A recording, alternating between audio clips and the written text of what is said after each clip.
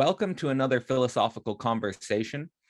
I'm Cadell Last, and I'm here with Dr. Bruce Alderman, who teaches at John F. Kennedy University in transpersonal psychology and consciousness.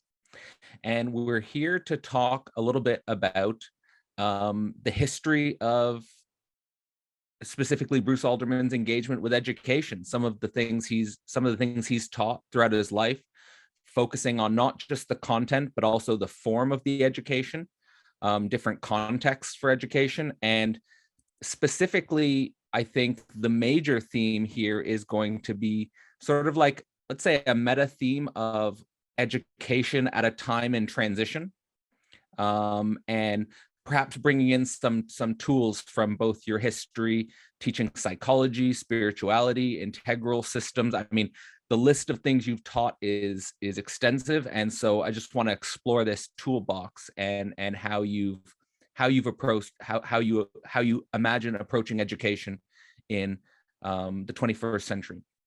So welcome, Bruce. Why don't you introduce yourself a little bit about your background, and then we'll get into some fun questions. Great. Yeah. Thanks, Cadell. I'm really happy to be here with you and to talk about these things. And I'm honored that you'd want to explore some of that background. I think it was instigated because out of a little bit of frustration and anxiety, I posted online a series of classes that I've taught before, and I was thinking about what I want to do next. There is a bit of a transitional period in my life right now, and thinking about new directions and what really matters to me as vocation, as way of being in the world, and as what I can contribute. So that was the context for the post, and you saw that and picked up that thread. So I'm happy to explore that and any of your interests in education or whatever pedagogical paths we want to follow in this time between worlds. Yeah, that's exactly the theme that stuck out to me in your Facebook post, was just this idea of you as an experienced educator and sort of expressing this idea of a time of transition. And so like that on like maybe a personal level, like is a great place to connect first before going into some of the maybe methodological or pedagogical approaches to education. Is what does it mean for you to be at this time of transition? What does that transition look like? And do you think it reflects a larger transition in society as a whole? I definitely do. And I've been participating recently, both offline and now beginning to be online also, in some conversations about AI. And I don't want to focus on AI here, but with what's happening with AI, that already is challenging educational models and how people are going to approach the dissemination of information and wisdom. And if you can get a lot of your answers from an automated system, what role is the teacher going to play? I'm in a university right now, which has been experimenting with a new model, especially aimed at adult learners. Fortunately, the program I teach in does not follow that model, but I wanted to mention it because there's experimentation going on with what's really needed for, the modern individual in the complex culture that we have. And the model that's being explored in the larger part of the university is mostly self-directed. They're very short 4-week courses, and I won't go into all the detail, but mostly the instructor is there to interact with the student around the work that they turn in. All of the lessons and readings are all basically just included in a package, and mostly it's followed through in a self-directed way. And to me, that it certainly can work for some subjects, and I think it can help maybe some individuals, but for the kind of education I'm interested in, I don't think it's what we need right now. We need an educational approach that can help people to think richly and complexly and engage intersubjectively with others in a deep way, where there's collaborative learning, collaborative inquiry, uh, and that kind of uh, model is not at all satisfactory, and is not at all why I got into education. So that's not why I'm in transition. I've been teaching for a long time, as you saw from that list. I've been teaching basically uh, since the late 80s or early 90s, and I've been teaching at university for about 17 years. And at least at the university level, that hasn't been enough to sustain me as an income. And so I've had a daytime job for the same amount of time. And that one went away last year in November. And so I'm looking for new ways to, basically have a living income. I'm still teaching, and I love the teaching, but what I'm doing in the current situation is not enough. So I was exploring, what else can I do? Can I go back to teaching my own independent courses? Can I do some other kinds of gigs? And I have some new things unfolding, which maybe we can talk about later. But that's where I've ended up. I could go back a little bit in terms of my original inspiration for teaching, because it relates to what I think about teaching at a time like this. Uh, Many years back, I had been interested in the life of the mind, of course, and of contemplative practice and inquiry. And for a period, I had even entertained going into a monastic vocation. But later, I came across Krishnamurti's teachings, and we can maybe talk more in detail about Krishnamurti later if you'd like. But just the one piece that I wanted to pick up here is his emphasis on the transitional period that he already perceived us to be in back then, several decades ago. And I think it's only amplified since then. But he already was feeling that the way that the world was organized was not working well and was leading to cascading crises, and that we needed a new way to basically work at the societal level to initiate change. And he, for one, was very critical of anybody wanting to withdraw from the world and go into some kind of monastic or contemplative vocation, that was not something that the world needs right now overall. And instead, we should really be focusing on how our children are being raised and how they're being prepared to inhabit society mindfully or not, unconsciously programmed or not, and really work at that level to begin to try to initiate some kind of change, make some kind of positive contribution to the direction of things. So that inspired me towards a teaching vocation, which I had never felt before. For me, that always looked like a fallback position. If nothing else worked out, you could be a teacher. But through him and his framing of it, it actually made me see it in a new light as really something very generative and positively contributory to society if it's done in the right kind of experimental, intensive contexts. And so that's what I wanted to explore. And that led me to my path of teaching. It's fantastic. So thank you so much for not only describing the context of the current society, where I feel like, of course, on a social level, we're all experiencing, let's say, the shockwaves of automation, the shockwaves of AI, the shockwaves of a dizzying technological landscape is maybe the best way to say it, but also this deeper explication of the origin of your motive drive for teaching. And I think that's not often addressed in teaching in general, is what's your motivation for teaching. I think a lot of teachers do perhaps view it in a sort of situation where, I've only ever known the education system and I've only ever seen adults teaching. I don't have any experience outside of my little, middle school and my high school. And well, I'll just become a teacher then. So that motivational edge is lost. And in my own teaching through Philosophy Portal, one thing I'm thinking now is when I was teaching Thus Spoke Zarathustra, what came out of that course was just the centrality of the child. Whether it's the child in a biological sense or the child in a spiritual sense, which of course Nietzsche's teaching points towards.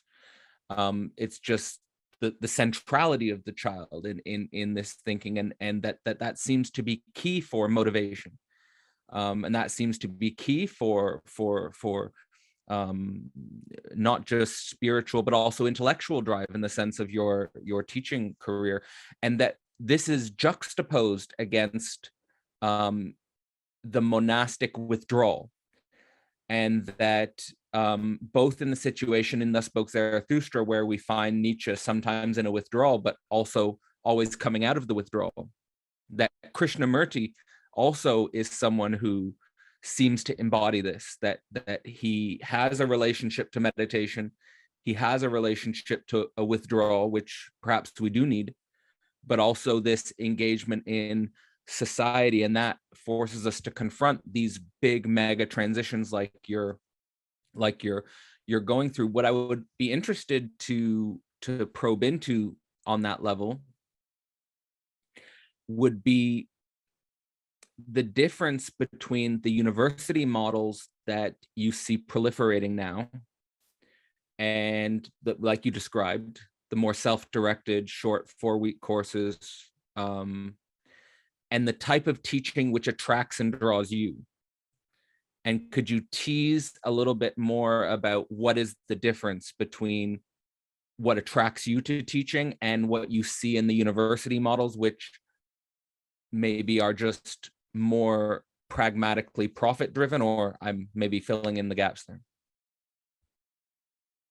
I think they are often pragmatically profit driven, and honestly, even sustainability driven. Sometimes there's a lot of competition, especially, in the online education space, for keeping up, an adequate student base. And so they want to do whatever they can to attract as many students as possible. So basically, it's commercially driven and commercially formatted education. And there is a place for it. Sometimes people are just going through an educational process to get another little badge or sticker or something that qualifies them to enter some kind of profession. If they have that, even if they've got life experience, they want to see, the certificate that you've actually gotten the education in that. So there's a place for it, but it doesn't. The kind of program I do teach in now is focused on the transformation of the individual, not just the education of the individual. It involves a lot of vulnerable process work, and we actually have to have relatively careful screening even to bring the students in to make sure that they are suited for that kind of inquiry and that kind of digging. And so in that context, there's an expectation that there's a level of engagement that is absolutely necessary to the whole educational purpose, right? That there has to be deep collective inquiry and work together and searching and confrontation with aporias in your own thought and confrontation with your own conditioning, and really digging into the roots of your own motivations and orientations. It often, even though we don't deal directly with trauma, it can open up traumatic territory for some students to go through some of that process. And we do have resources for students if that happens. But in other words, we want to build a generative enclosure, a transformative enclosure where deep self-work and relational work can happen beyond just the digestion of information about a theory or a perspective or you know, a model of some kind. All of those things are important, but I think right now we need to be cultivating people more than ever with a flexibility of perspective and a rootedness and groundedness in their own beings and in their own access to authentic uh, knowing of, of them and their situatedness in the world. And that can't happen if you're just pushing people through a set of required texts and a couple papers. There's going to be some inquiry and reflection and growth that happens through that, of course, but I don't think it's what what would attract me, and what I pursue in whatever programs I'm part of. Uh, and honestly, I think we need more people who are going through this deep existential work, um, and and mind expanding work, beyond acquisition of skills. It seems like, on the one hand, the university model and the mechanistic technological layer, which seems to be unfolding in a type of irreversible process, and also capitalistic dynamics, sort of structuring relations in a sort of irreversible process, is the inhuman dimension that humans become conditioned by. And it seems like the work you're doing is focusing not just on, let's say, pragmatic results in relationship to a capitalist telos or a functional telos, but also paying attention to the messy processes which could birth new spiritual children, so to speak. And what in your work do those containers look like in the past, in different contexts, different settings, maybe related to Krishnamurti School, maybe related to your work at the John F. Kennedy School? And what do those containers look like moving deeper into metaverse or online environments, which seem to be also an irreducible part of the puzzle and a growing part of the, even, well, we've never met in person, right? We've had some online conversations. So that's, and there's something great about that. But at the same time, something which feels strange.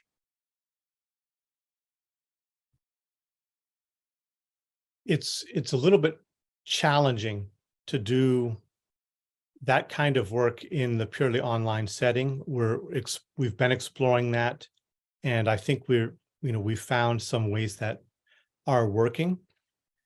When I was teaching originally at the John F. Kennedy University in person, we had a lot of freedom for how we could organize and do things on the ground and in person. And I really appreciated the container that the school afforded at that time. We had beautiful natural grounds. We were allowed to format the classroom in any way we wanted. It wasn't structured rigidly with chairs and a blackboard. And we could set up dialogical circles, ritual spaces. We had gardens outside. We had a labyrinth. We had different things that people could go do, and both be by themselves out in nature, work in different kinds of contained environments within the classroom that felt more open and engaging and constructive. And there was a place for people to come to if they were in crisis. They could come and see teachers and be with people. It's harder to achieve that when it's purely online. So some of the things that we are trying to do at least is, for instance, setting up some guidelines around presence in terms of what it means to be present in class. And here, this is not, I, I would want to say it's not a naive form of just, being in the nowness or something like that, much more in the spirit of like Gelassenheit, where you're attending to what's present and what's absent at the same time, and you're opening to both what's arising and into the gaps between. So it's a subtle kind of attention to what's in the spaces between us in online environments. So we emphasize that from the very first day of education, is that this pathway is like carving out a temple in time that you're going to be inhabiting periodically over the next several years, and really try to enact room for that in your own lives and in your own environment, so that this becomes built into a part of your overall routine. It's not something that you squeeze in every now and then between everything else, but really set your mind to establishing a clear, firm container for this in time. And then we will provide it, online and in other ways in terms of the actual physical structure for it. So anyway, that's one thing that we've tried to do. And of course, we have all the faculty maintain relationships with the students, so that we're able to be available at any time for questions or advising or guidance or things like that.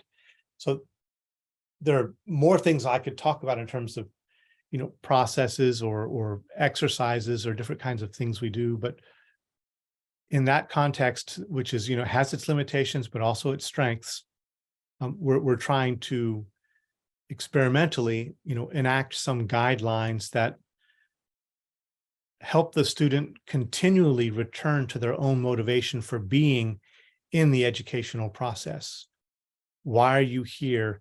And are you doing justice to yourself to make the most of the opportunity that's presenting itself in the presentation of these materials? It's easy sometimes to skim through readings and do the perfunctory thing, and it's not going to be serving you. And so we try to really keep students engaged and aware of why they're there and the unique nature of the program that they're in. Go ahead. I was going to kind of change gears and go over to the Krishnamurti experience and some others, but is there anything came up for you around that? Sure. Yeah, and maybe some of the things coming up for me might naturally lend into I'll maybe naturally blend into you expanding on your experience at the Krishnamurti school. So everything you were saying there is related to the experience at the John F. Kennedy School when you were teaching there in person. The second part I was saying was for what we're doing online. Also, yeah. So and then the difficulties with doing that online, and so that there seems to be there's this radical cut now in society between. So this idea that when I was entering university in 2009, that really the institution had this overwhelming feeling of what I would call the big other, like the container or the social norm and the social, power and the social telos. And that knowledge and truth and adult life development was unfolding in this space. But now there's this radical cut between the institution and the online space.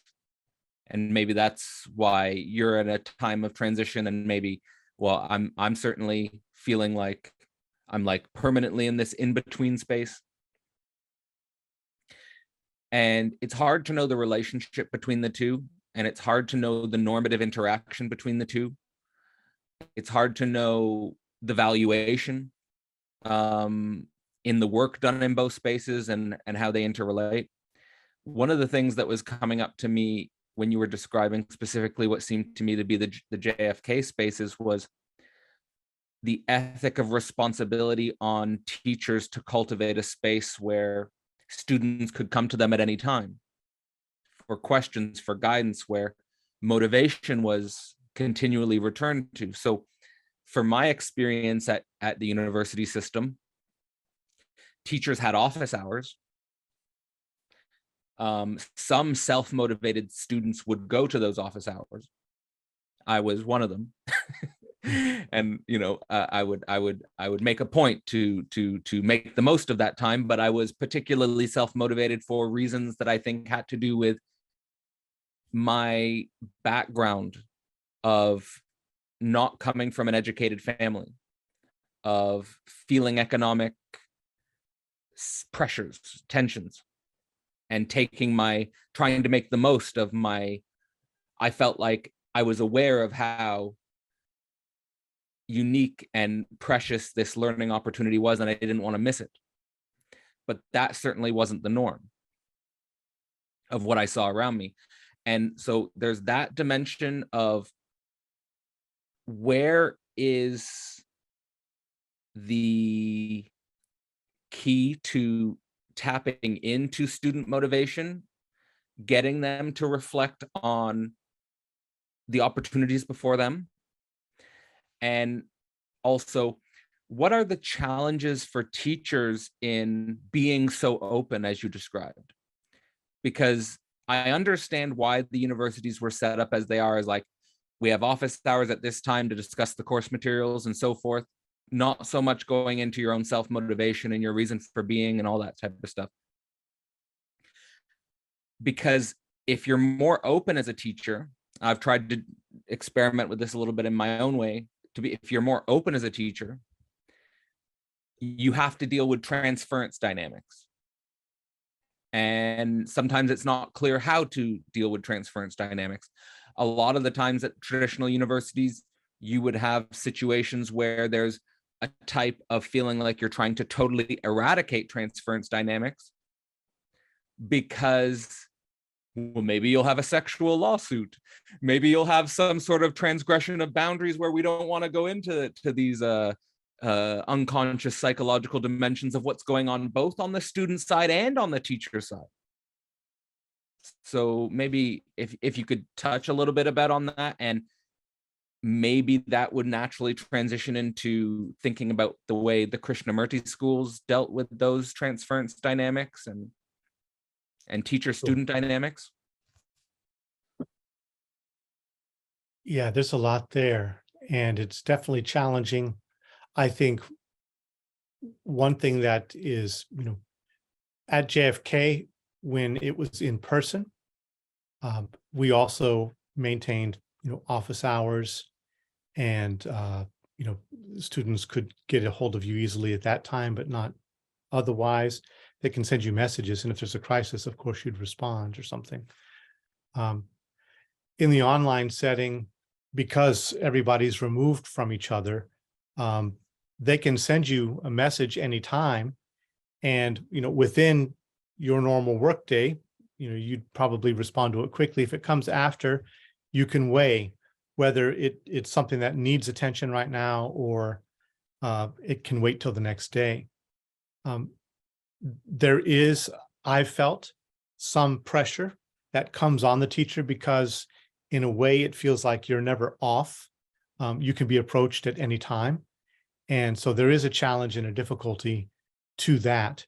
And then it's just up to the teacher to use their own judgment in terms of how to set their boundaries about when to respond and not, and to assess what's going on in the particular communication, whether it needs attention or not right away. But yeah, it's definitely challenging. One of the things that I think it's just because of the nature of our program, and I don't think it's really achievable in all educational settings or subjects. But and there are, I've experienced some degree of this in more conventional educational and university settings, but not to the degree that, I think that we've been attempting, or maybe some similar schools are attempting, which is we're really encouraging students to pay attention to the educational process in the fullness of their own being. So it's not just an educational, an intellectual exercise of acquiring information or skills, but there are classes and also processes which are asking students to check in with what's going on in their bodies in response to the material that we're exploring. What's happening in the student's dream life in response to what we're exploring?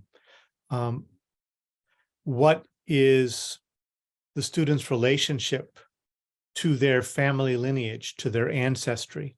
And where does the student sit in pursuing this education in relationship to whatever generations are going to follow them and those that they may, help bring forth, right? So we're trying to get the students to be mindful and explore the full reverberations of what they're doing and what they're inquiring into and what they're learning in many different dimensions of their lives at once. And of course, we're not always putting that on there, but over the course of the program, all of those things are taken up as, an inquiry, and as something to be tracking and as something to make sense of. And there's a fairly intensive year-long, in the overall thing, a year-long process of really diving deeply into their own, again, motivations, but also their own gifts and wounds, and how those things translate into the best ways that they might serve society going forward after they finish the program. So that level of, attention to the full impact of the educational process on the person, I think, is fairly unusual in terms of, mostly they want you to learn the thing, they want you to show that you've learned it and move on.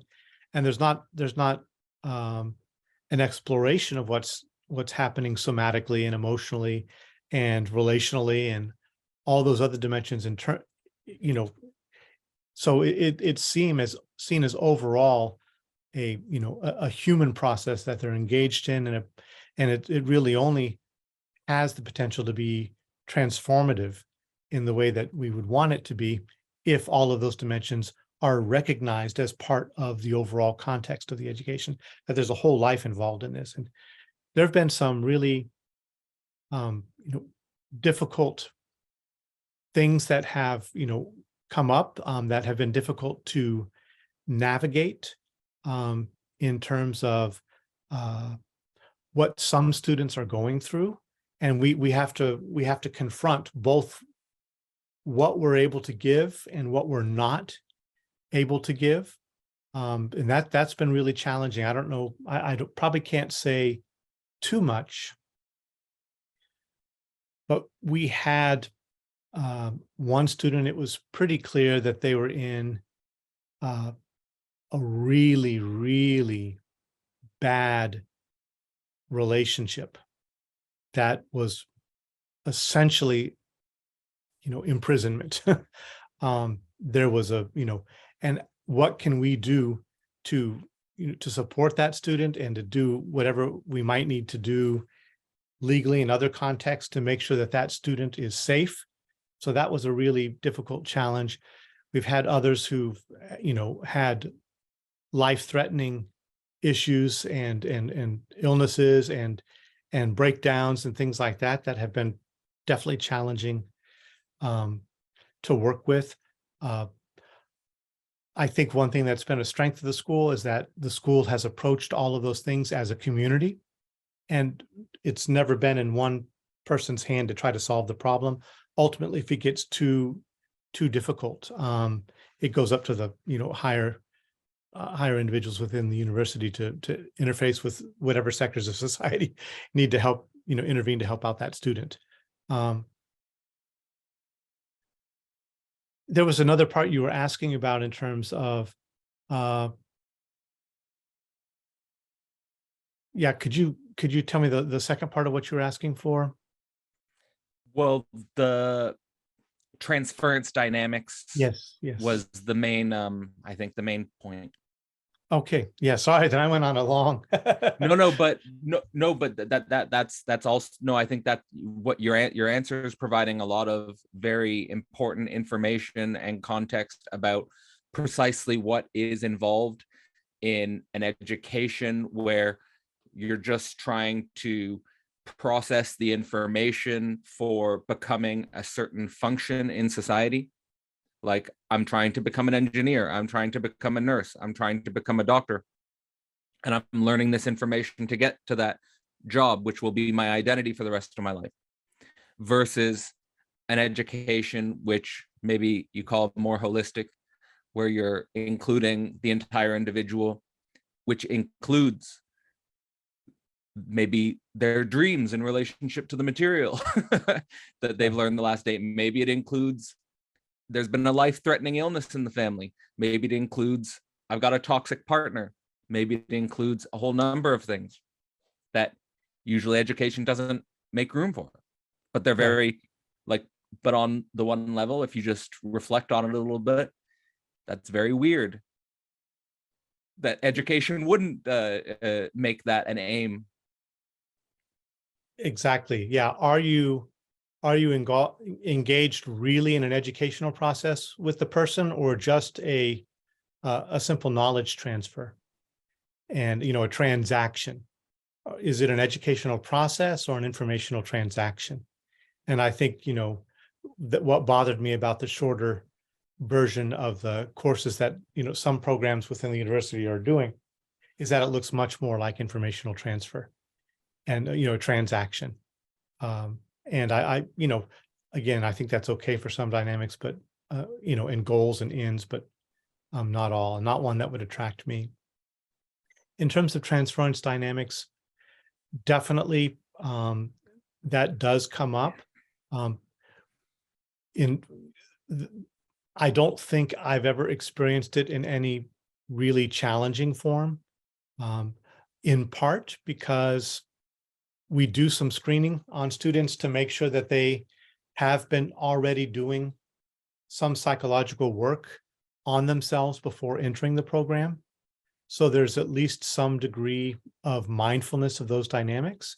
Nobody's perfect. Nobody gets away from transference, but there can be more maturity around the process and more knowledge of that as a potential or not, right? So we generally, in our intake interviews, that's one of the first things we explore is how much psychological work have they done? How comfortable are they with taking ownership of their own perspectives? How comfortable are they working vulnerably with other people? And so that's something that we try to cover up front. I think in terms of it actually arising in relationship with students, because we are open, we can engage with, we always have to use the university email, so there's a clean trail. We're not communicating outside of our channels. That protects the university and protects ourselves. And we have to practice what we preach in the way that we communicate with them, which is basically taking ownership of your own process, and asking questions, making sure that you get clear about where the other person's coming from, setting appropriate boundaries. And there have definitely been cases where there have been some students who have pushed well beyond the need of a student asking questions, and it looks like they are deeply entangled in you and wanting to entangle their life in the university in different ways. And basically, it's not been easy, but it's always been successful so far, in my experience, in terms of difficult conversations, clear boundary setting that have turned out to be growthful for the students, and sometimes growthful for the faculty. There have been cases, where, in fact, I was, unfortunately in charge of that, where there was, one faculty member who was not maintaining appropriate boundaries between personal life and professional life, and was making for an unstable learning environment for the students. And at that time, I was serving as the interim chair for the department. And, even though I respected that person a lot, I had to let them go because they were not able to, to meet what they were supposed to be doing within that context. And it was compromising individuals, in the Krishnamurti schools. There's a lot to say about that, but I just went to a Krishnamurti school this last weekend and had both a good time and a relatively disappointing and distressing time. I could maybe say something about that. But in my experience in India, when I lived there for a year, it's it's even more intimate than what we've been describing for JFK or for the online programs, because everybody lives at the same place. The students are living there, the teachers are living there, and they're meeting each other in different contexts. And, there's even gardens and things like that where people are growing things together. So it's actually a living community. And one of the ways that, those dynamics were handled there, especially the issues with transference, or is mainly, I think the main thing that helped with that was one, broad community participation and support, so that everybody is aware of what everybody's doing and that there's multiple resources to go to, but also, especially through Krishnamurti's emphasis, a strong acknowledgement that in an educational environment, everybody is always learning. The teacher is never sitting in a position of having arrived at a final place from which they are then dispensing wisdom. But it's a process wherever you are. And it's not denying that there's a difference between where somebody might sit and another person might sit, but nobody is fixed. Everybody is in the process of learning, and every single step should be open to your own self-inquiry and reflection and awareness in terms of the unconscious dynamics, the conditionings, the reactivity, different kinds of things that might be driving something, the limitations. So I found it didn't always work. Sometimes there were staff who did not really have that level of mindfulness and maturity to engage with themselves. There were at least one or two staff members that I knew who everybody knew it was a problem, but they didn't feel it was safe to let that person go. So there were some political dynamics and things going on. But I would say overall, most people I met in that context were coming from a good place in terms of really taking seriously the injunction to always be in learning, and making it clear to the students that you are a safe person to approach with, criticisms, with challenges, with different things that are maybe stressing you out in the environment. Yeah, there's more to say about that, but that's the basic idea there.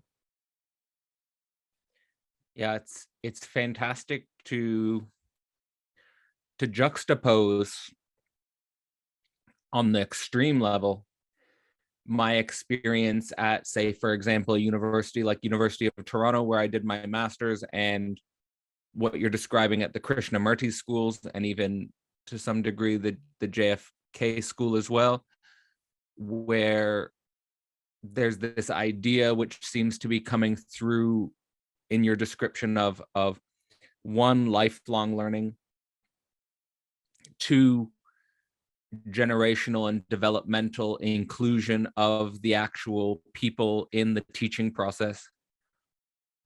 And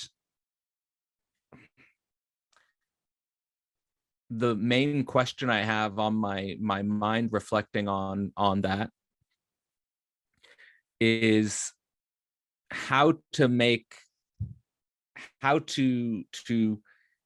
bring that into education in our current context, where it just seems like the elephant in the room is just the online dynamics.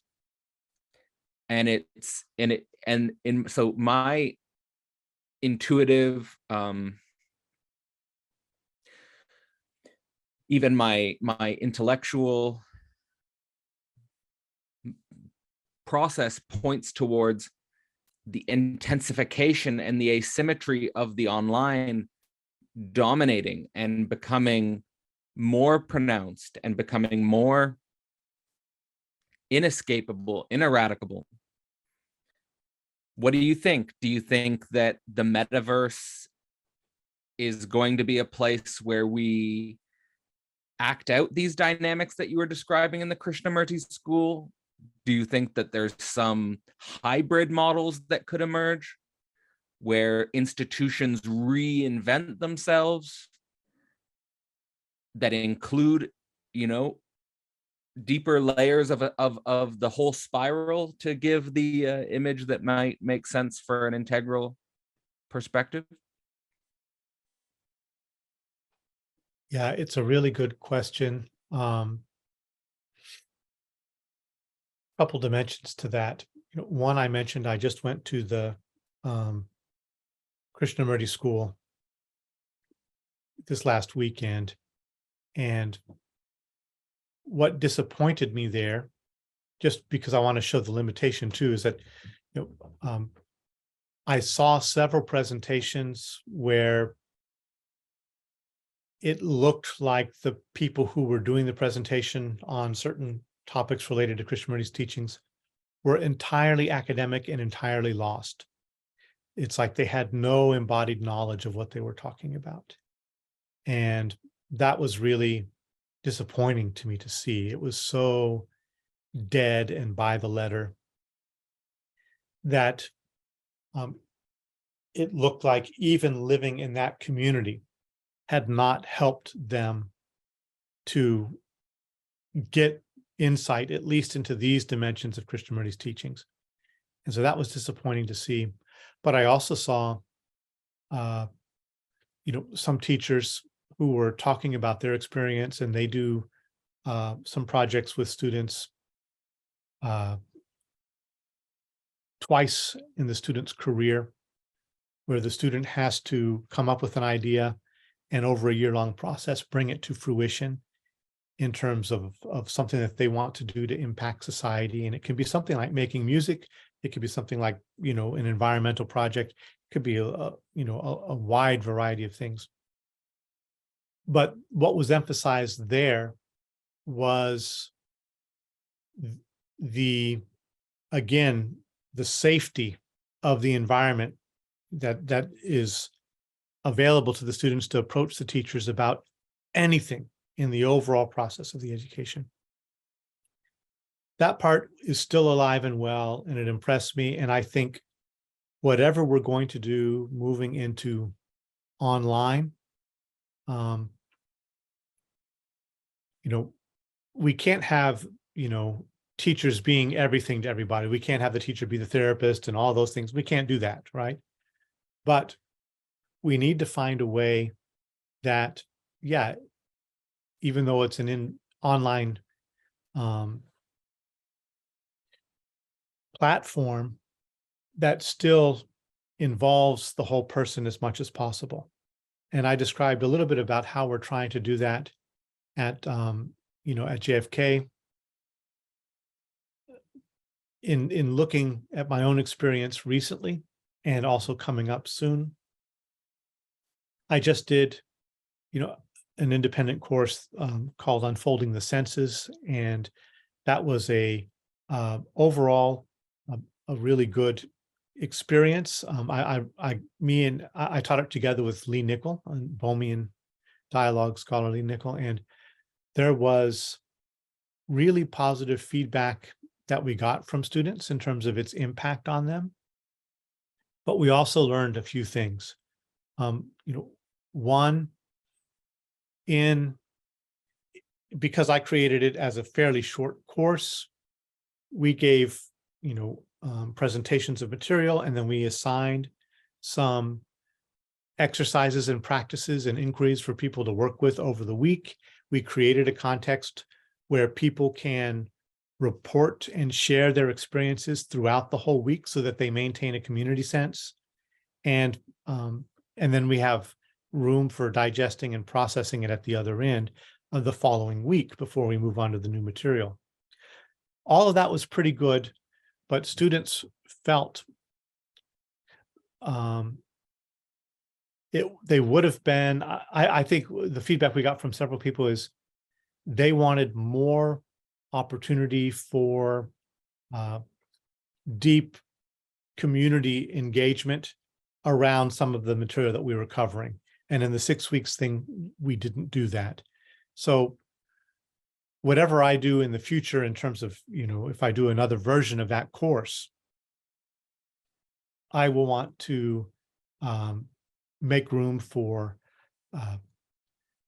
much more open inquiry and reflection rather than just kind of reporting on experiences and things like that. But it seems to me, while I think we've had some good luck, overall success with what we're doing at JFK in terms of the container that we're building, some hybrid model, if at all achievable, is really desirable, where there's opportunity for the people to come together in community with each other, and to engage in in-person, learning environments with different kinds of exchanges and exercises and processes that can be done much better in person. So I mentioned to you before we started recording that I have something coming up where I'm going to be participating in a new program, which is going to be hybrid like that. And there will be online sessions, and over a year period, there'll also be 5, intensives where people will come together and have, 3 full days each time to do work together. So, I think, we're not going to get away, really from this online education. We're going to have to keep pushing the boundaries on that. For me, the best of both worlds is definitely hybrid, where you have the chance to really get to know who the people are behind the screens, and encountering each other in a different way with a different level of authenticity and realness and vulnerability that I think only becomes available when you're actually physically present with each other. Yeah, I mean, it's walking in language that it's coming to my mind again from Thus Spoke Zarathustra. It seems like to build out the hybrid model, there's not one way to do it. There's not one approach to do it, but it's like you're walking a tightrope. And you're walking a tightrope over an abyss, unfortunately, because you could fall off of either side, maybe on one side or the other. I'm just thinking about what I've tried to do through Philosophy Portal so far has involved an online component where we're doing extensive, deep readings of a foundational text. We've included a creative component where the students are encouraged to creatively engage that work and also work towards a publication so that they can get a sense of what's really it takes, not just to have a philosophical idea, but to work it out to a result. Building in also one-on-one dimensions. And that's actually, building in the one-on-one dimensions is tough because it's also extremely energetically consuming on the teacher. It's necessary. It's something that the teacher should, I think, strive to sacrifice themselves for, is to give that real one-on-one attention. But it's actually more energetically consuming than giving a lecture, obviously. Yes. Right, like, or even just having a conversation like this. It's much more energetically consuming. But then also to have a retreat, and to build a class which has a collective goal, which also has a physical retreat component. And that's something I'm still struggling to not perfect, but to build in. But it seems indispensable, like that you have to have some physical retreat. But then, the hard thing that comes up is, because you're doing something in online education, you can attract people from many different continents and many different countries. And, well, the physical is so difficult in relationship to the online because of the limits of space and time. Yes. And so it's that's just a line we are, I suppose, stumbling, and also to have these conversations where we can see, what you're doing, what I'm doing, and maybe, learn from each other along the way on best practices and how to move forward with that. But I did want to enter into a dimension of your work which I had planned to bring up, but I wanted to bring up a new angle to it, just inspired by what you've been saying. Is in your list of courses that you've taught, you had a long list, and I've come up with some categories that, to me, not exhaustively capture what you've taught, but I mean, just to try to give the listeners some sense of where your expertise is coming from. So yeah, psychology and spiritual development, consciousness and transpersonal studies, Ken Wilber and integral studies, integral spirituality, spiral dynamics, world religions, living systems theory, and evolutionary spirituality. Of course, that's not exhaustive, but it's a lot of what you've taught. And to me, what's coming to my mind is the way you were describing your history as teaching has never been the major source of income or the only source of income. You've also had to have a daytime job on the side to keep teaching these things. And at the university, if I was to look at like my supervisors when I was an undergrad or a master's student, their list of studies would be like very specialized and very narrow, like very hyper focused on one specific thing, which they're the world expert at and know everything about, and don't know anything about anything else. But they had a career where they could do that full time, and they didn't have to have a second part-time job.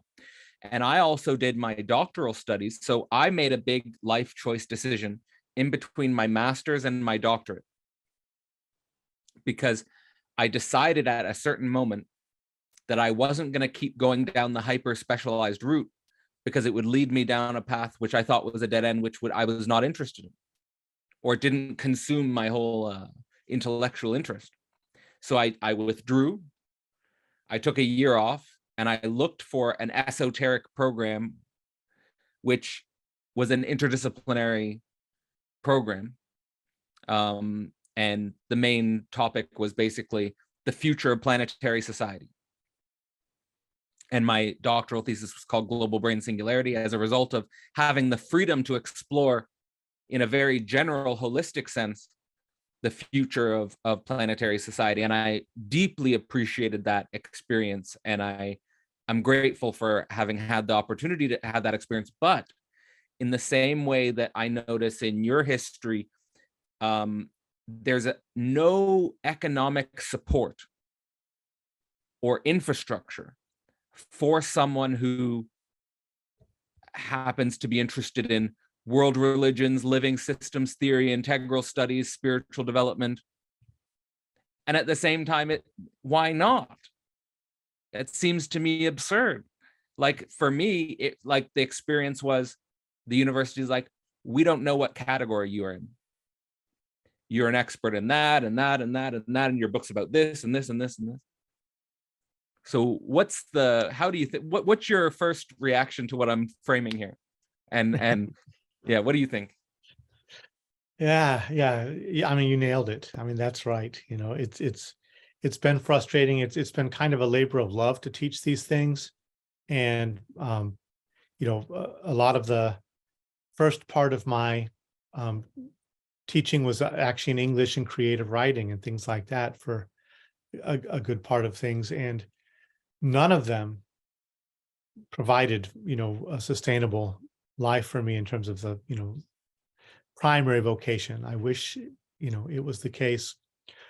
Like you, I'm glad that I didn't end up following down one narrow specialization. I think there's definitely, you know, need for specialists, but there's also a need for generalists, or at least people who have a broad appreciation for different subjects and their interrelationships. And you know, I think maybe some institutions are out there that support that, but they're rare. And you know, the transdisciplinarity of you know movements, or you know, they have some traction, but not sufficient, right?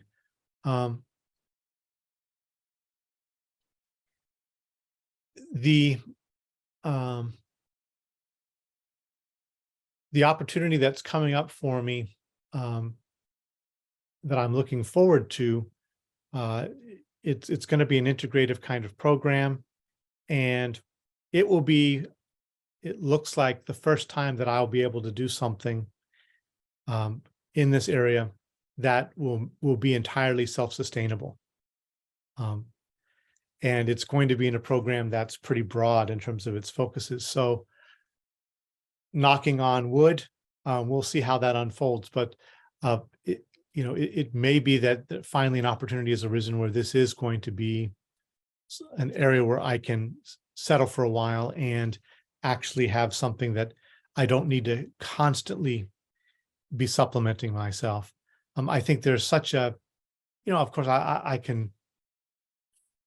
it could be sound like whining, but I don't mean it that way. But it's just, I think it's kind of unjust, you know, that somebody who wants to teach and who has experience doing these things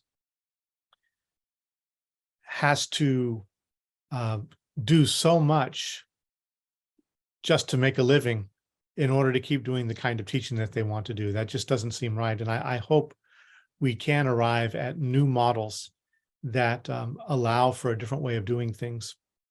And I wasn't sure if I was going to mention this or not, and you might already be very well aware of it. But you know the Global Center for Advanced Studies, GCAS? Yes. I think you would be a great instructor for that school. On the record, apparently. I reached out to them and they didn't respond. Oh, okay. I'll write to them because I'm going to recommend, this is my recommendation right here for Cadell. Yeah, you know, I know the president of the university, so I'll recommend you because I think what you're doing is so fantastic. And the philosophy portal, I hope it thrives. I love what you're doing with philosophy portal, but I think what they're doing and the model that they're exploring is instructive here. And that's one reason why I wanted to bring it up just at this point is, you know, they're globally focused, as you know, and they have, you know, they do have physical campuses and they do have retreats, but they also have, you know, intensive one-on-one educational model and cohort models with online. They've got a pretty nice software program where, you know, I can't remember the name of it, but when they have like a conference or something, everybody will appear on the screen and different dialogues can be going on in different parts of the screen. And you, by moving your figure over to an area, will be able to listen to that one, but then you can go down here and listen to that one. And it's all displayed in this space that is a nice virtual space that you can move around like you're in a conference. So we've got some great things going on. Um, and one of the things that I think is really interesting and worth bringing up in this context, what we're talking about is teachers and students become co-owners of the university. And I think that's a really excellent model. That they want, the working as a teacher to be, well compensated, but also they want, even being a student, to always have a relationship with the institution and to participate in its success. So of course you can donate or anything you want to it, of course, like every university, but also you're a co-owner. So whatever is happening and the success of that university is your success as well.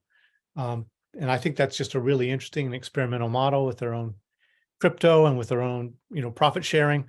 So, hopefully we can see more online / hybrid experiments emerging like that. Yeah, that was actually one of the reasons that attracted me to reaching out to them, was not only like the sort of rhetorically global focus, but they seemed like they were actually doing global networking. And having both course instructors and students, like in virtual settings distributed throughout. I don't know. I saw one video like of people in Kenya or people in South America and connected to the main campus, and also this economic model, which is very experimental, but also at the same time very intuitively appealing, and makes a lot of sense. And where I wanted to bring this up already in the conversation with you, but now I feel like this is the right place to bring it up, is there was something interesting you said in a conversation with Layman Pascal on the difference between Krishnamurti and JFK model, in regards to the JFK model going towards focuses on a doctoral thesis or a thesis development and the development of entrepreneurial business skills. And I thought that this was a particularly interesting point to expand upon, which is, it's something that I keep thinking about myself, because when I was finishing my doctorate, I was trying to do many things to keep some relationship to the university going beyond my doctorate. And we started what we called a school of thinking, but it didn't have enough support to support postdocs or professorships or something to keep the learning process going. So I started to learn online business. And actually learning about online business was how I was able to keep my intellectual drive alive in the end. That was like the seed of what has become Philosophy Portal, is that I'm learning online business skills. So basically and then at the same time, I'm thinking in my head and about my experience with this, is that it has allowed me to keep my teaching alive. It at the same time is very time consuming in regards to becoming like, I've got to do a lot of things that most academics wouldn't normally do. And you have to do some things maybe you don't want to do, like marketing and stuff like that. At the same time, there's a great way in which testing yourself on the market can have a positive benefit. There's a positive side to it, in which I can see some maybe people who have just a tenured position don't have to endure, and maybe there's positives and negatives to that whole process. And at the same time, I don't think the solution, and I've told this to my students, I don't think the solution is the neoliberal tendency, everyone becomes an entrepreneur. I don't think that's a solution. It's not like, and not everyone not everyone has to become an entrepreneur. So you see what I'm trying to point towards. What is coming to your mind here with the relationship between, on the one hand, training towards doctorates, on the one hand, training towards theses, a traditional educational development path, and learning business skills and different education models where, like we gave the example of GCAS, where teachers and students have some sort of stake in a company. Like these seem to be models which are escaping the neoliberal model, where the tendency would be towards everyone becoming an entrepreneur or something like that. Yes, yeah. Couple things. One is a little bit of an aside. I was just laughing about something, but maybe I'll bring that one up after. Uh, at JFK, we had a thesis track and a professional track. And for a little while, we experimented with getting rid of the thesis track and only focusing on the professional track because of the nature of the parent university involved. And we decided not to sustain that, but to really keep it open, that there are both options, because there's not, I think, justification to settle just in one direction or the other direction. But a lot of our students, especially because the nature of our program is such that, just like you mentioned, when they said, we don't know exactly what you are, you've got, interests and expertise in these different areas. A lot of students coming from our program, they're not trained in just one thing. And we have different specializations, so they can get a coaching certificate, or they can, develop themselves in terms of spiritual themes or dream work or other kinds of things that they might want to focus on. But a lot, we want it to be practical for when the students go forth from the university to find a way to live.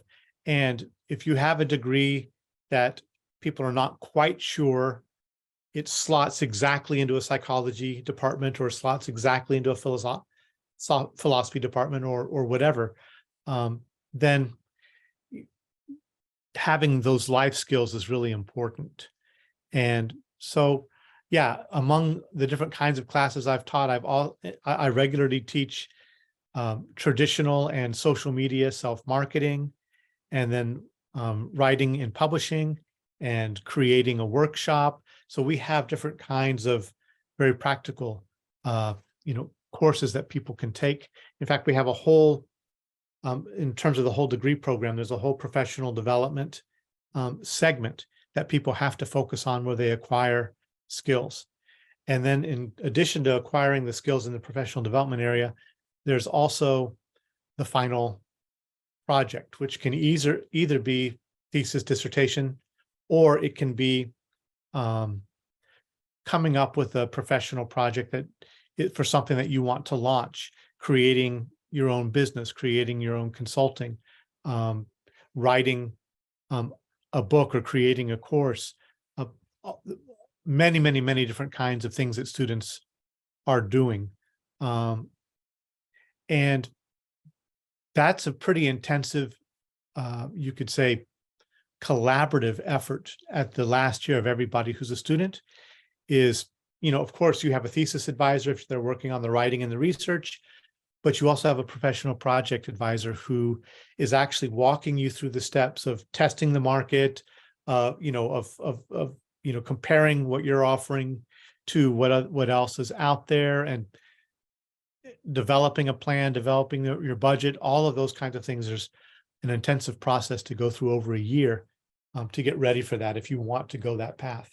And students have really, really appreciated that. And many actually will do a little bit of both. They want to write the paper, but they want some of that, practical training as well.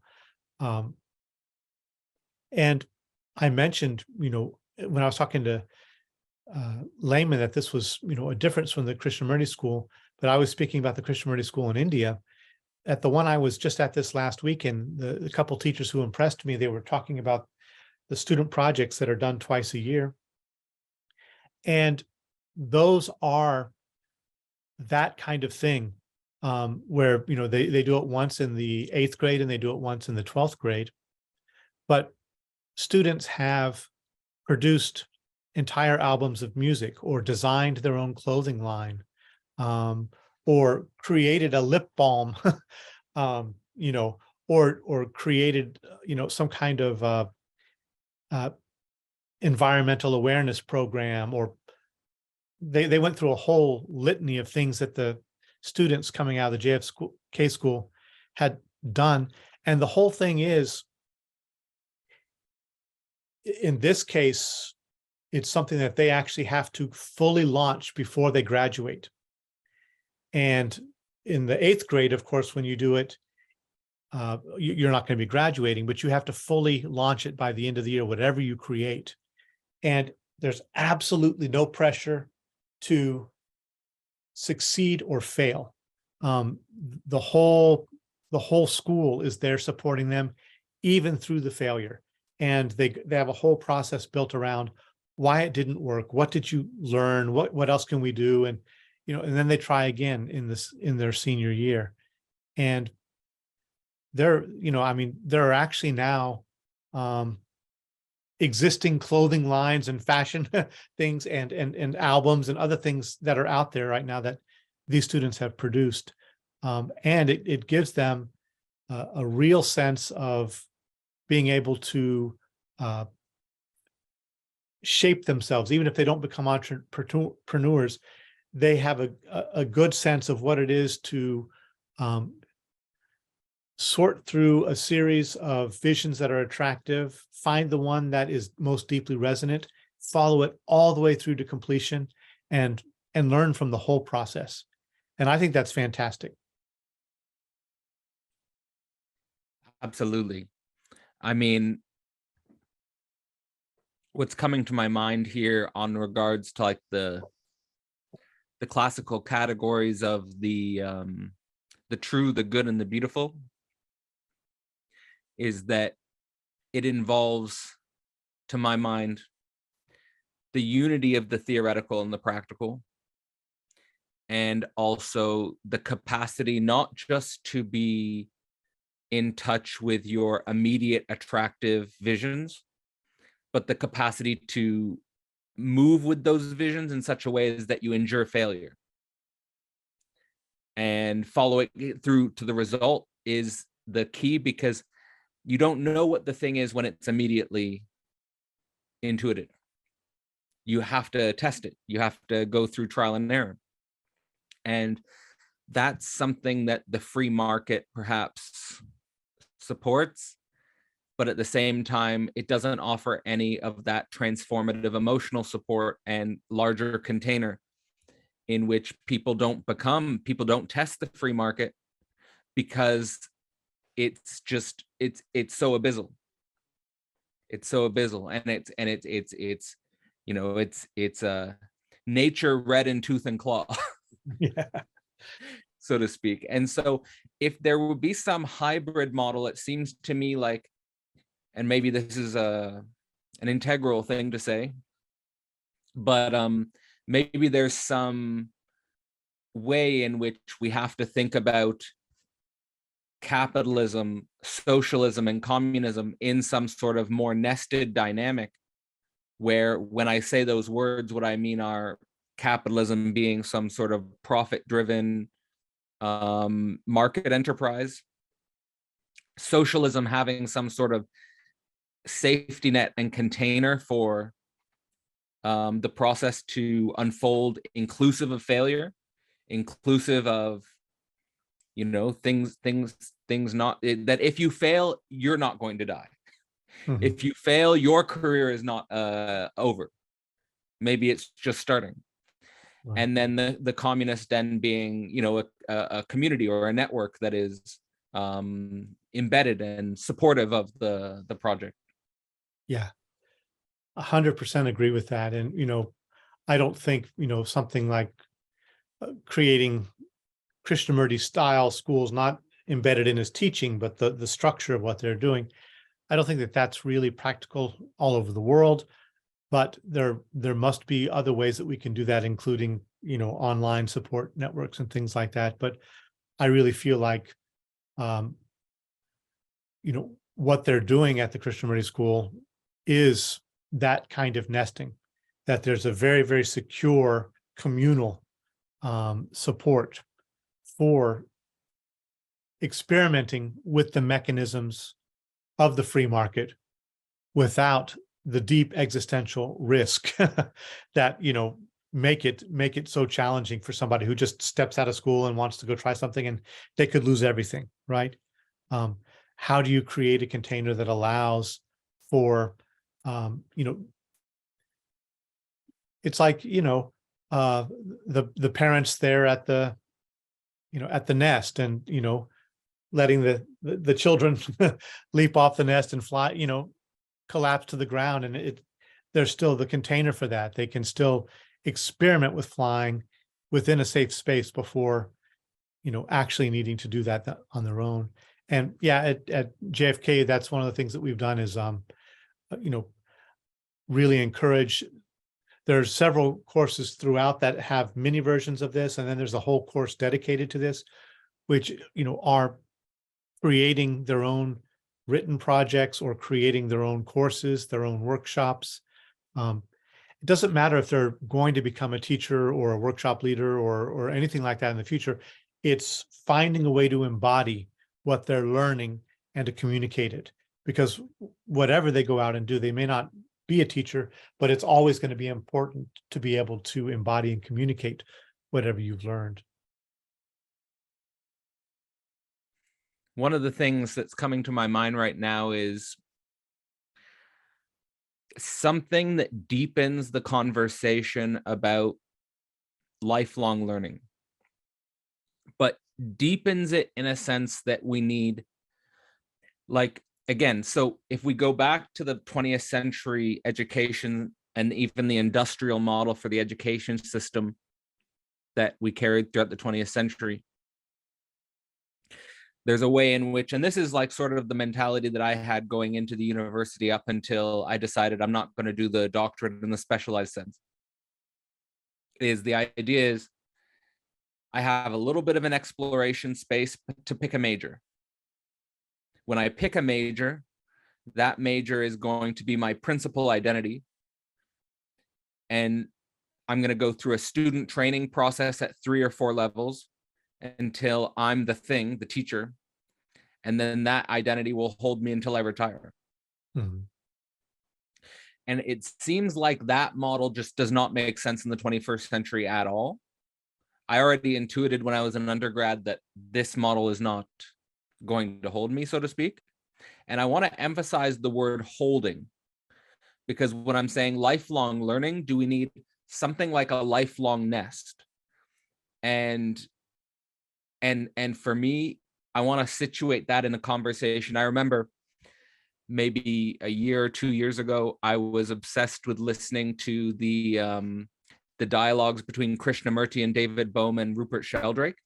Mm-hmm. They had a trialogue, which I thought was really, really good. And I was obsessed with that for a bit. And they talk about the need for security and adventure, and the need for both of those drives to be satisfied and in some sort of maybe dialectical relationship with each other.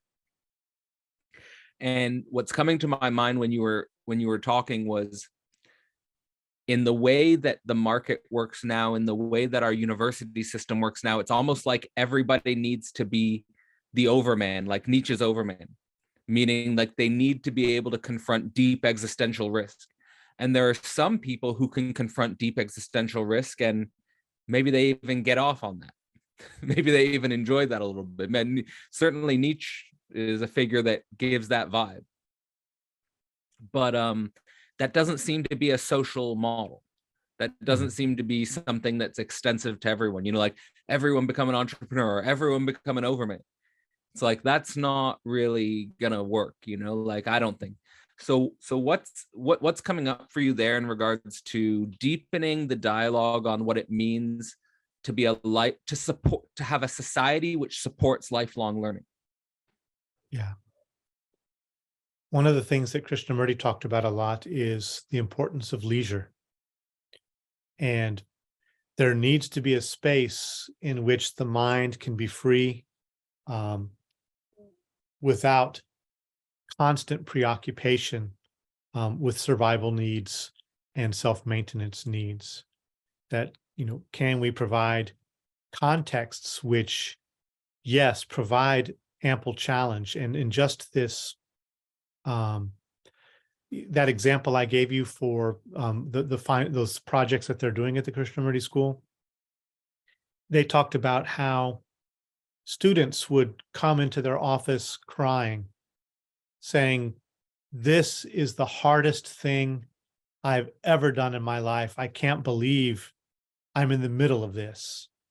And the support that they give them is, yes, it's really, really hard. What does that feel like? You know, and it's okay for it to be hard.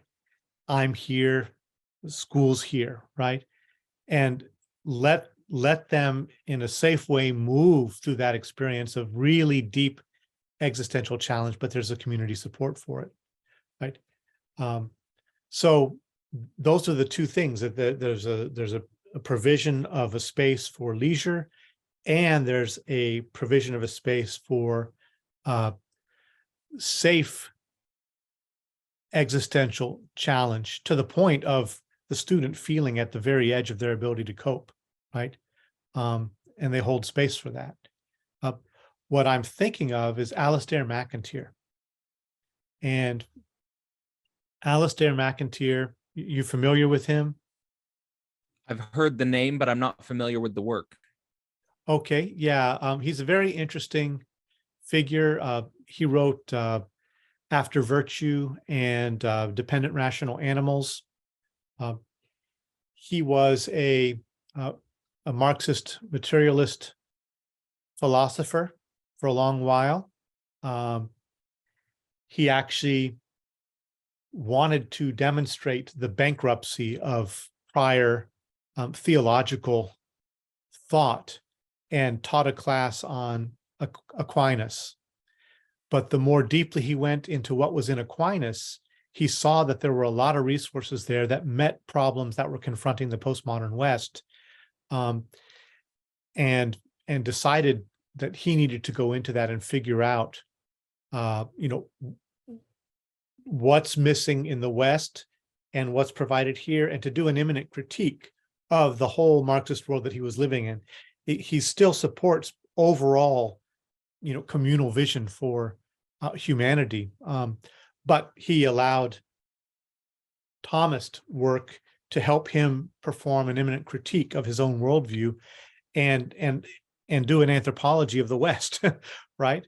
So in that context, one of the things that he has come to is this, basic model of humans as dependent rational animals, and he builds out the case of what that means.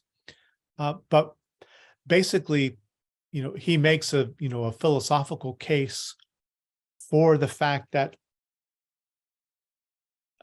independence is only possible in the context of dependence, and a secure, maturely held interdependence, and that we need to find social structures.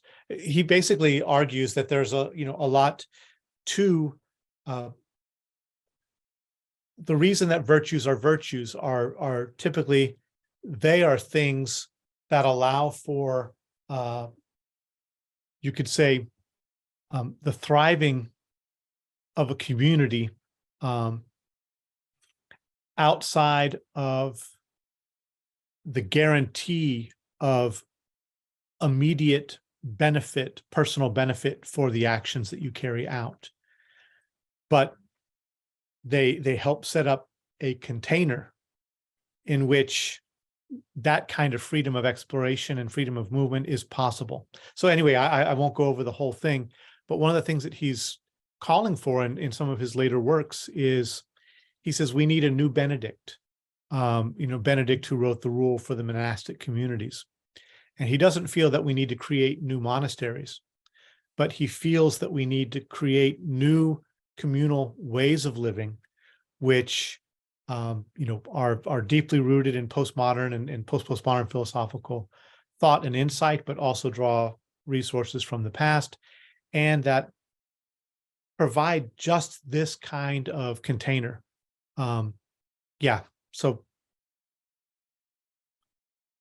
I mean, one of the things that I think about postmodern philosophy, which I'm going to say in one way of thinking about it can be drawn back to Nietzsche as the father. Yes. Then we have modern philosophy, which I see the culmination of in German idealism and Marxism. And then further back, of course, we have the scientific revolution, we have Protestantism, we have the Renaissance, and then further back, we have various branches which point us back to Christianity and the origin of Christianity.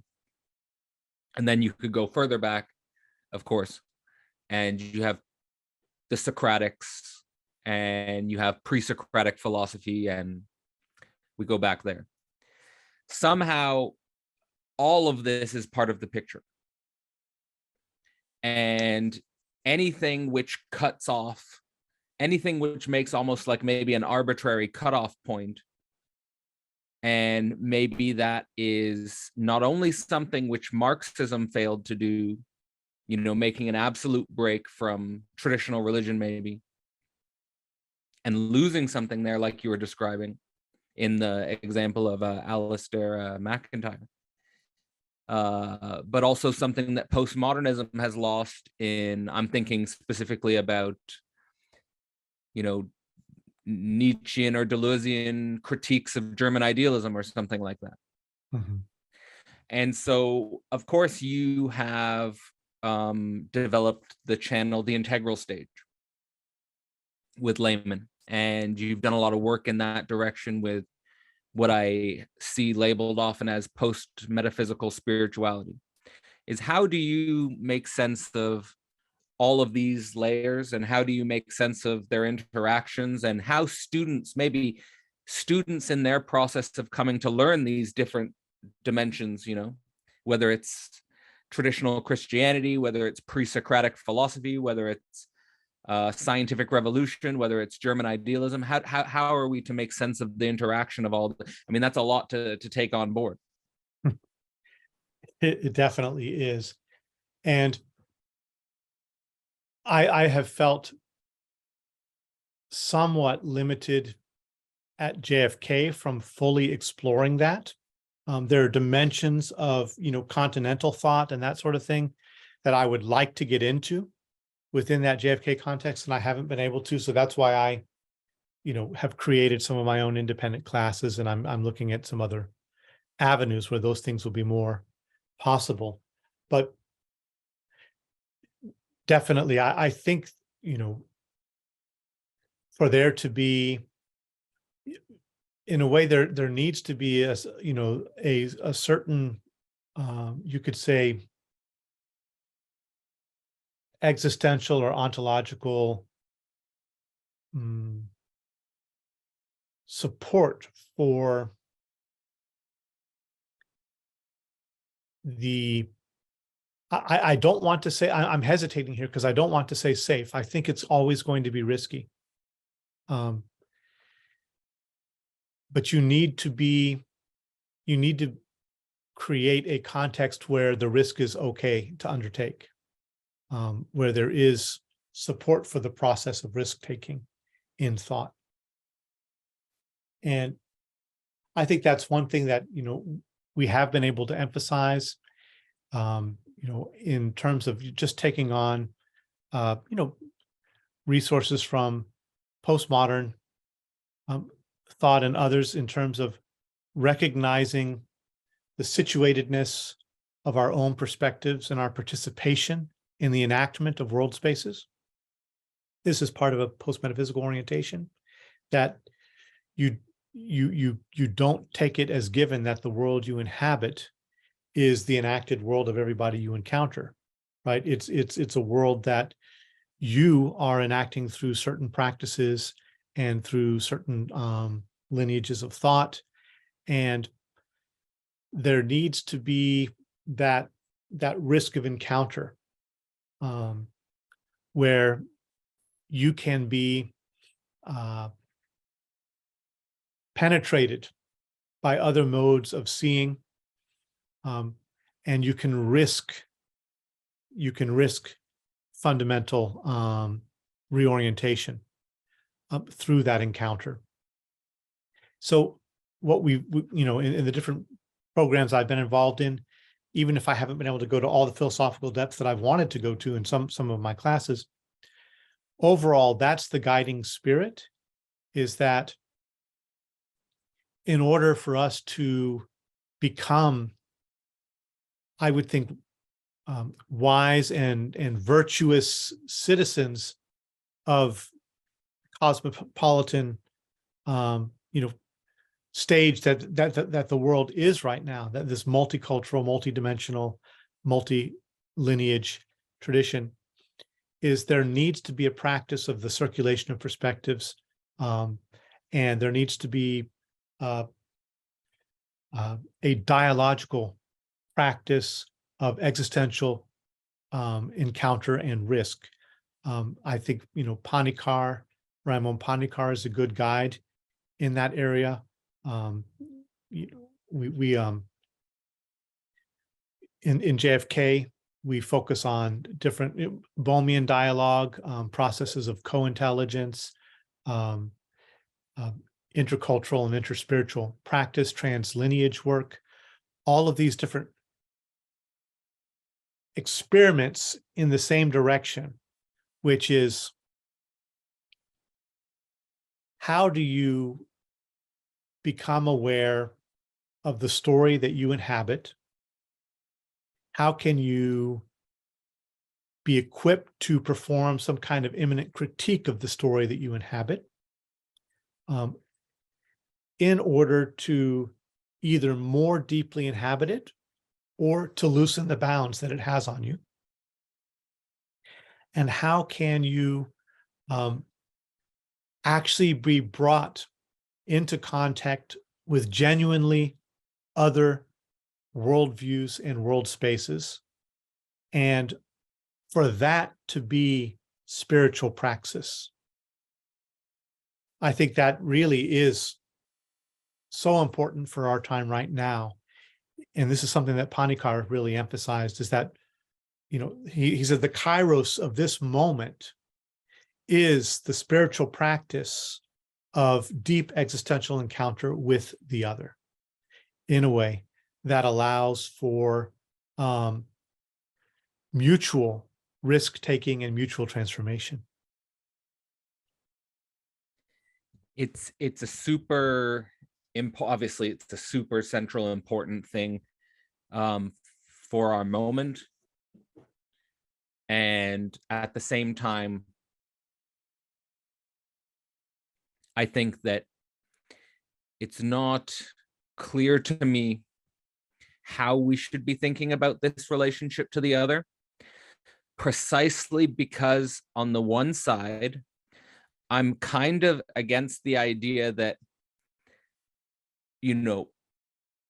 all worldviews, all cultures, all religions, all people can just get along in a harmonious sense, like a non-antagonistic sense.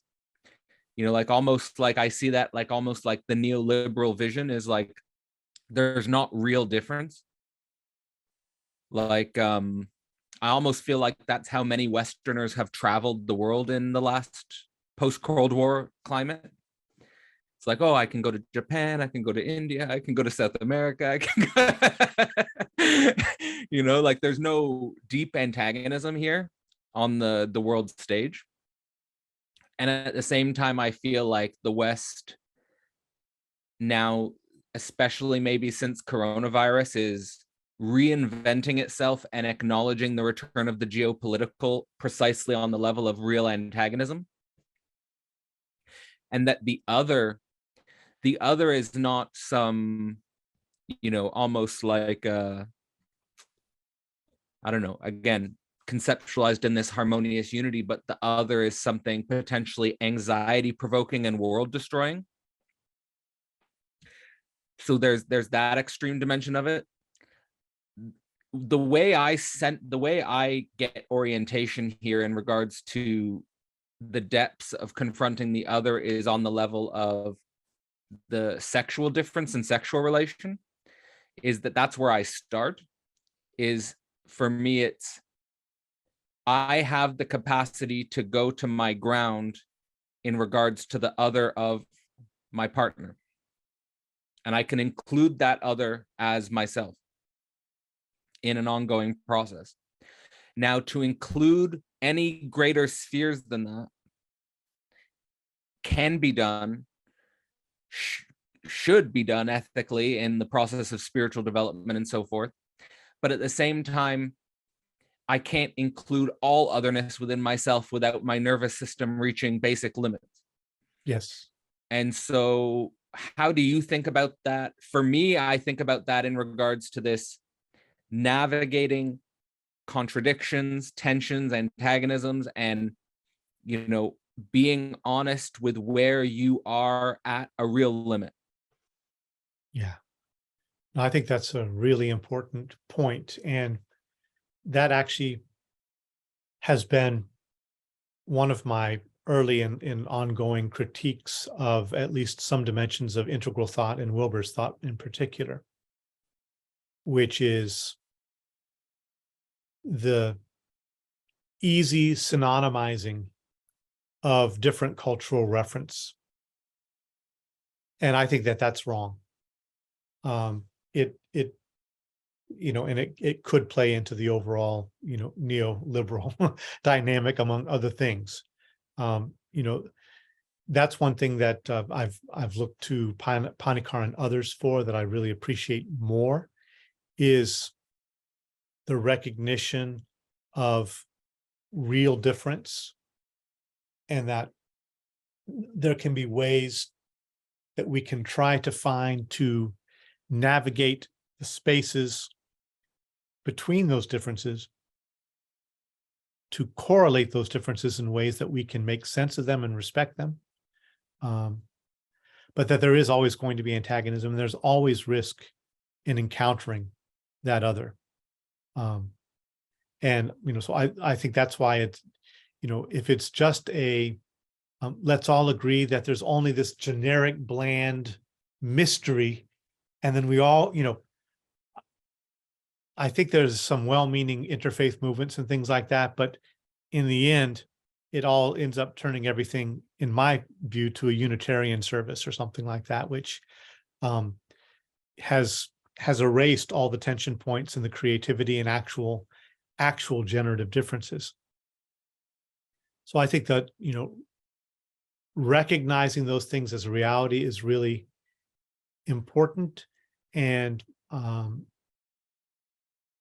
not everyone needs to walk interculturally to the same degree, right? I don't think that that's necessary, but I do feel like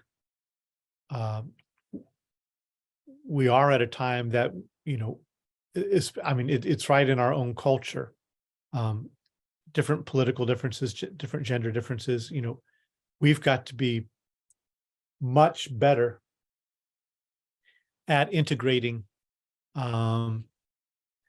and learning to navigate together with this field of differences in a way that, remains integrous to your own core, is not self-insulating, and is open to existential risk.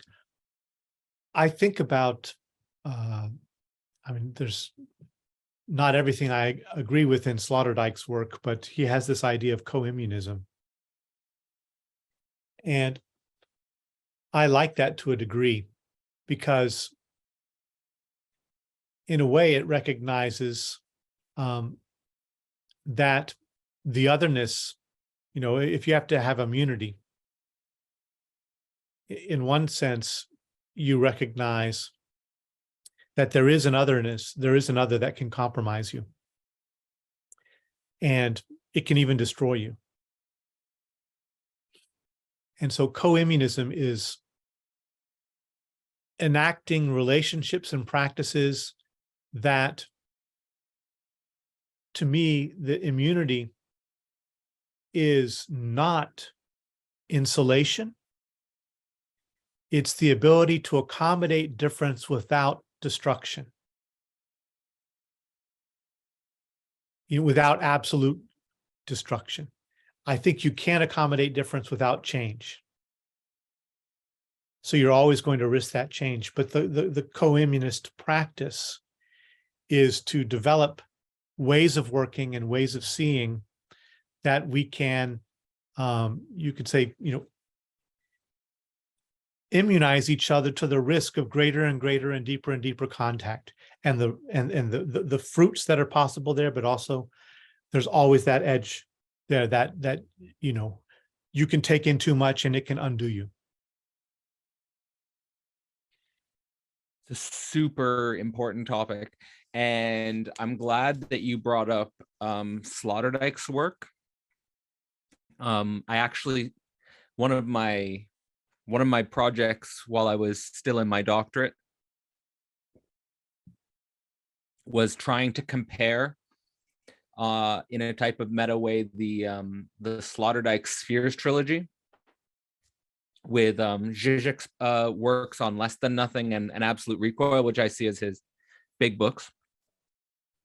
And I see in some sense the major difference here between the two as this idea of the external monstrosity of the otherness we face in globality and the extimate monstrosity that Zizek will talk to, which is basically the difference in the otherness within ourselves and the otherness in the external world.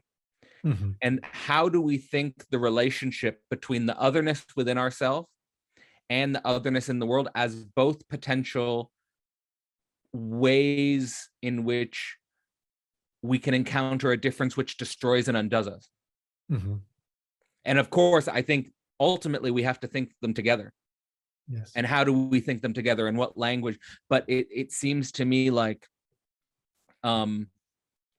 any integral project or any layered capitalist, socialist, communist project, or any hybrid model of a digital university and a physical, the things we've been talking about, would have to navigate this level of conversations about the real, or conversations about difference and immunity and defenses and protections and all of these types of things. And actually, I think that when I see some of Lehman's work about apocalyptarianism, and when I see Lehman's work pointing towards, I like that in Lehman's work, he's pointing towards disaster. Yeah. And he's pointing towards these digital networks becoming more real. And I'd be interested to know, because I know you guys are kind of like, you guys are a team in some sense with the integral stage, how you relate to this, these thoughts, and specifically maybe some of the ideas of apocalyptarianism. Yeah, I think that's, I love his phrase with that. And really, I hope that, I know he's doing his, I think it's now the deep adaptation project in Canada. I don't know how that's progressing, but I'm very interested in that overall project. I'm really interested in your comparison with Zizek and Sloterdijk. I've been long feeling that Sloterdijk provides a kind of contrast and also some resources for integral thought that integral needs to wrestle with better. And so that's been a project of mine, is to really find different ways to bring in Sloterdijk through classes or writings, not as a sole thing. There's a whole, network of thinkers that I want to engage with, but I think he has an important piece. And this confrontation with monstrosity, I think, is really important, especially because I think what's emerging with AI,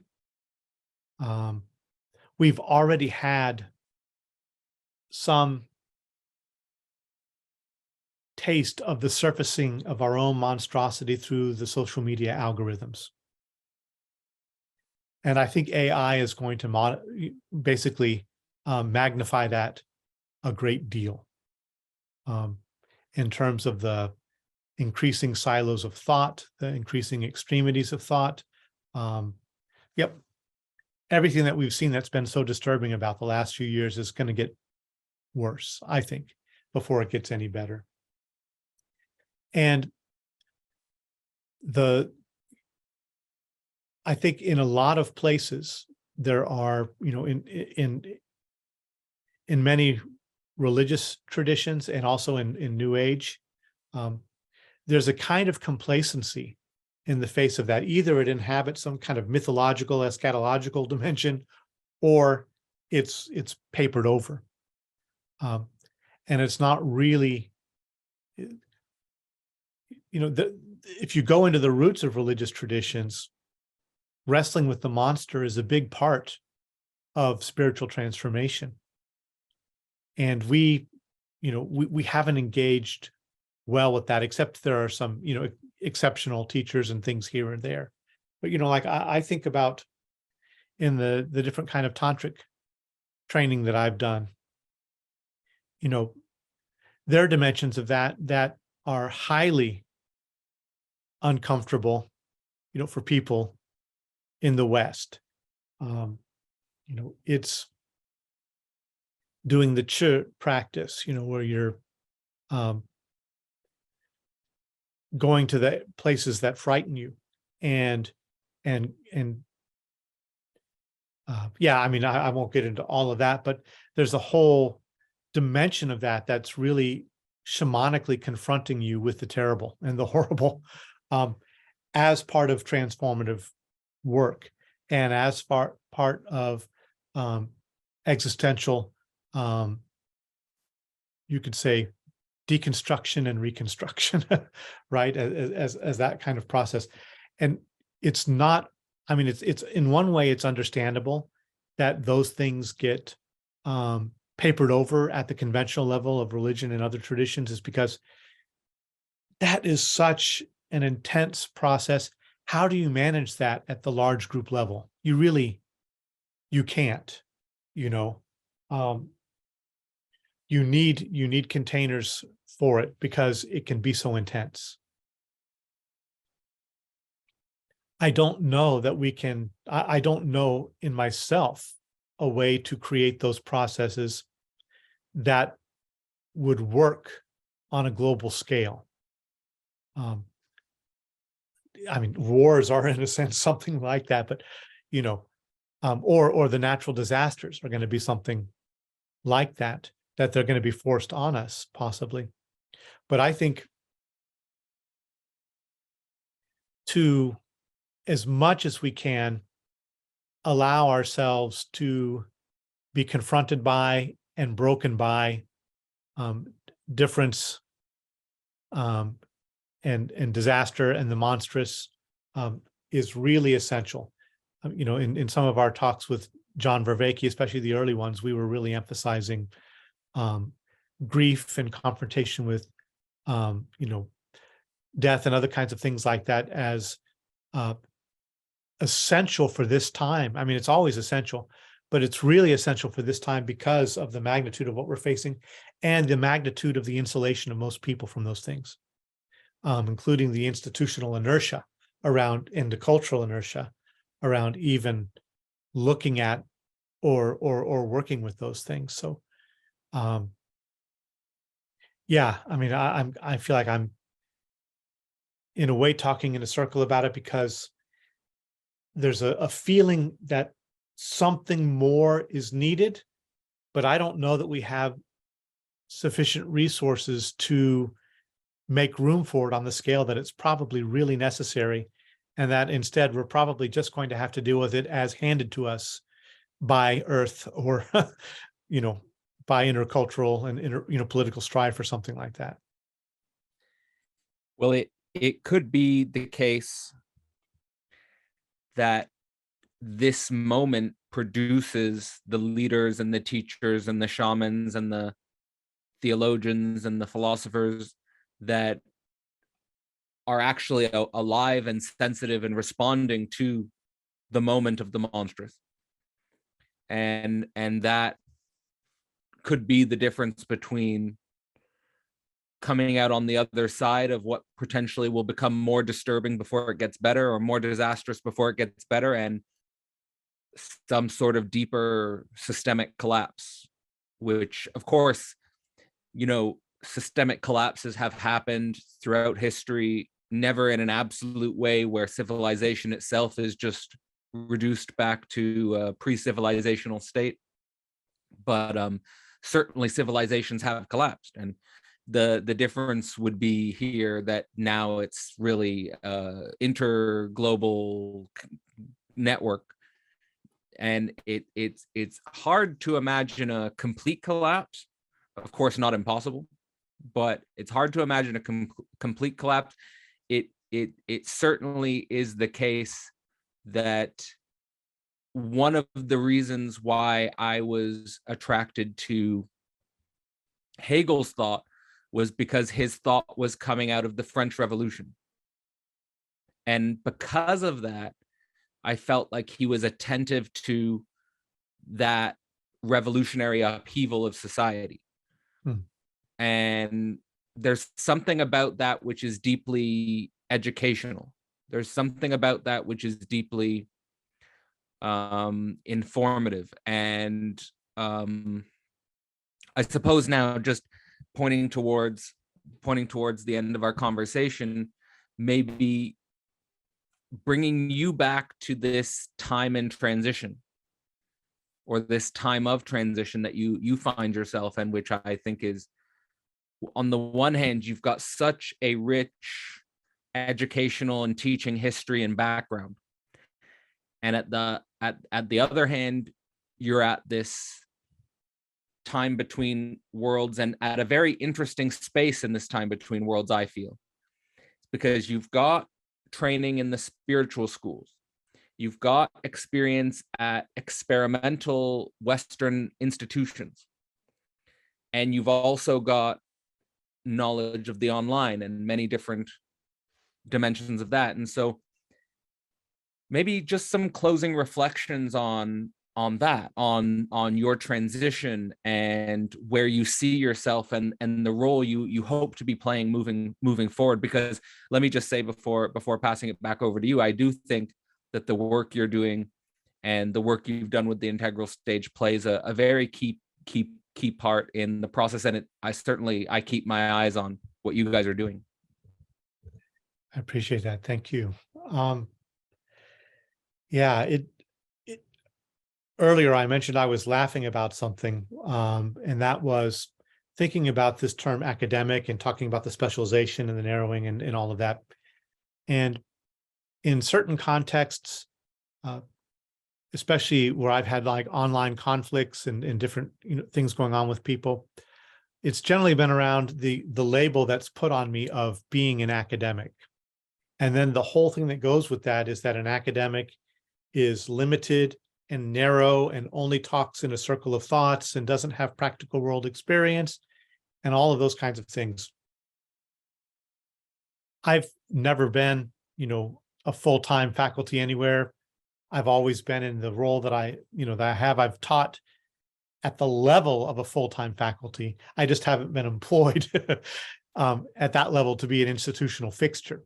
And it's always been multidimensional. I've always had to do many things at once. So I'm just laughing about that, because to me, the academic label never really fully fits. And I think there's something really beautiful in what the academy can ideally make room for and cultivate. But it also has its own problems and drawbacks. And I think whatever is needed now, it's like Levi Bryant. I like some of what he's doing with his experiments with stepping outside of the academy into the public blogging space and taking philosophy into architecture departments and other kinds of things, where he's trying to break the bounds of the kind of the narrow constraints and silos that intellectual specialization often captures us in. And I think we need to find something that steps out of that, that maintains integrity and the depth and the rigor of academic training and tradition, but that can interface in these other spaces in generative ways and take risks and become public voices in a way that a lot of academics don't. And so I'm interested in all of that and exploring that. And this new opportunity that's coming up that I've been talking about, I hope to be announcing it more formally pretty soon. But one of the things is, even though that this will be housed in an experimental university, what I'm hearing in terms of the way it's forming, even within the experimental institution, it's also being looked at with a little bit of trepidation, because it's going to take more risks than the programs currently are doing within the institution. And in particular, the first third of the program is deep personal work without hardly any academic component. Very, very deep self-inquiry work and contemplative work and embodied work, to really try to go to the foundations of people's thinking and worldview and self-world relationship. And it's, so that the institution is saying, are you sure you're going to try this? Right? Can we hold that? Can we contain that? We'll see. Right? But I think that kind of thing right now, the way I feel the urgency, the way I feel the looming monster that we need to face, the way that I feel that our complicity in the neoliberal structures, which are actually putting us at greater risk and putting us at greater risk of calling forth even worse monsters, right? All of that, I think it's worth that gamble. So we'll see what happens. But I really appreciated the chance to talk about all this with you. I've really enjoyed the conversation, and I'm just left with that feeling of, when I was thinking about how to bring the conversation to a close, I actually felt like we were at a point where we could open up a new conversation, which is a good sign. And so that's actually a good place to be, I suppose, is in a space where you feel like the discourse was generating something unexpected and surprising, and at the same time opening many avenues for future exploration. So I feel like what you're doing at the integral stage with laymen has been a source of that for me since coming into contact with both of you, and very excited about what your future holds and learning more about these next steps. As I say, I think you occupy a very unique place, precisely because maybe you didn't really fit anywhere. and that's going to make you, I think, a thinker fit for our time. So thank you so much for coming on and having this conversation with me. And any last thing you want to share with the viewers before we close? Everyone should write a letter to GCAS. All right, someone get on. I don't know if you really want that or not. Just teasing. I don't know. Yeah, I don't know either. Sometimes I feel like I should just keep focusing on my drive and let the chips fall where they may.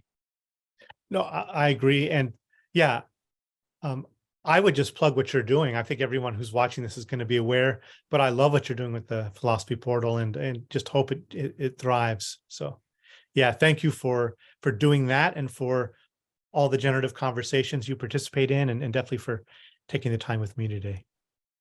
All right. Thanks so much, Bruce, and everyone watching. Have a great day. Thank you.